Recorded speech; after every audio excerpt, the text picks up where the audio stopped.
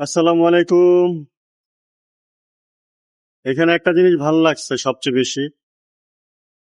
আজকে হযরত শাহ আলী রহমাতুল্লাহ আলাই ওনার রওজা মোবারকে এসেছি। এই আমার পাশেই, আমার ডান পাশে হলো তার রওজা। এই 100-200 বছরের একটা বিশাল বড় গাছ, এখানে মোমবাতি জ্বালায়।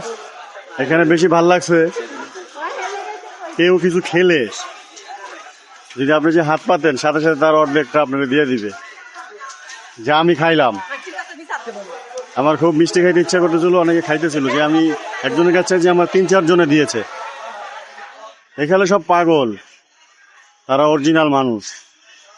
তারা যেমনই হোক না কেন, তারা একটা মানুষের পাশে একটা মানুষ থাকে। প্রতি বৃহস্পতিবার মিলন মেলা হয়, এখানে আসলে অনেকের ভালো লাগে, শান্তি লাগে। আর এখানে মানত করে অনেকে। এখানে আসবেন, দোয়া করবেন আল্লাহর রহমতে।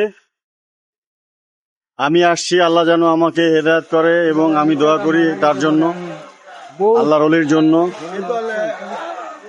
সে যেন বেহেশত নসিব হয় এবং তার উসিলায় তার যত আশিকান আছে সবাই যেন ভালো থাকে এবং তারা যেন হেদায়েত হয় এবং 5 ওয়াক্ত নামাজ পড়ে। অনেক বছর পরে আসছি সেই হযরত শাহ আলী রহমাতুল্লাহ আলাইহির মাজারে। আল্লাহ, আমার চোখ দুটোতে যে সমস্যা, আমি চোখে কম দেখতেছি, আপনি আমাকে রহমত করুন, আমি যেন 5 ওয়াক্ত নামাজ পড়তে পারি, আমাকে হেদায়েত দান করুন। ফি আমানিল্লাহ।